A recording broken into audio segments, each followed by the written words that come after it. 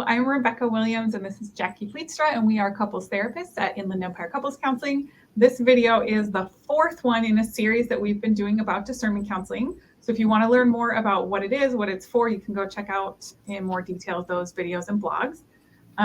In brief, discernment counseling is a short-term therapy process for helping couples who are on the brink of divorce or breaking up, and it's designed to help you decide what to do with your relationship. And that doesn't necessarily mean that there is always one outcome that is a success.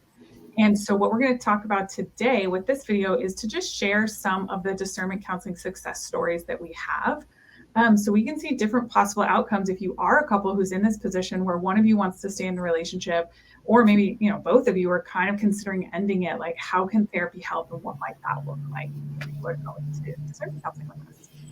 Yeah, so one of the stories I have is a couple that was able to get to a really amicable separation. This particular couple that I have in mind, one person was leaning out, not really sure if they wanted to stay in the relationship and really considering leaving. And the other partner was really leaning in and hoping to work things out. And it kind of felt like they came in with just really polarized ideas of how to move forward. Do we stay or do we go? And so when we kind of went through all the angles or, options of what it would look like to move forward, I discussed with them the option of separation. And at first, the person leaning in was like, absolutely not. I don't want to separate. That's the next step to divorce. And it was really cool to be able to talk to them that, hey, actually separation doesn't mean it's the next step to divorce. It could actually be the next step to working on the relationship again. And so, we got to kind of consider that separation could be this time where we recharge, we refuel, we take some space, start breathing again, so that we can come back to the relationship with more energy, because it's going to be work to, get you from that place where you're on the fence to feeling healthy or happy in the relationship again. And so it is normal for some couples to need some separation to kind of cool off, recharge, to come back at that. Right.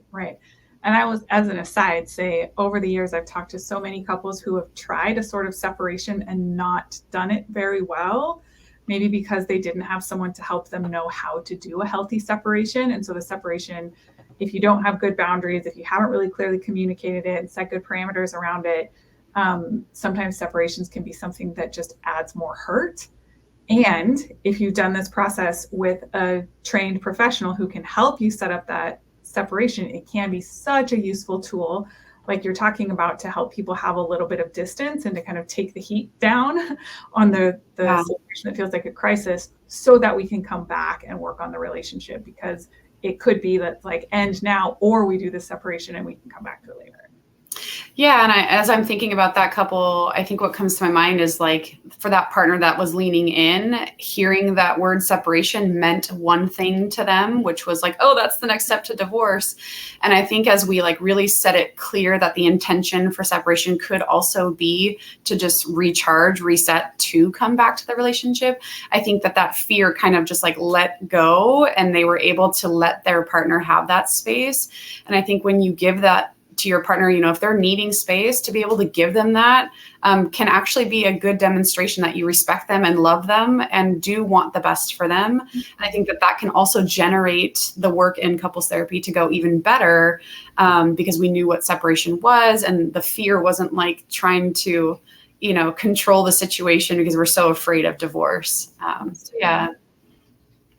Another example that I have in mind is a couple that did reach the decision to break up. And for this particular couple that I'm thinking of, it was this position where it was really clear one person was really leaning out and the other person was leaning in. And the person leaning out, kind of saw the work that it was going to take to mend the relationship or build back trust. And it just kind of felt for them like a huge mountain to climb. And I think in that space where they were processing, what does the work look like, they realized that they just didn't have the energy or even desire to kind of climb that mountain again. Mm-hmm.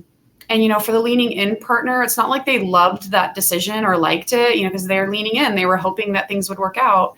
But I think they had a lot of respect for their partner and even peace that their partner really did, thoughtfully consider all the options and ultimately made a decision that was best for them. Right, right. And sometimes that makes all the difference. Yeah.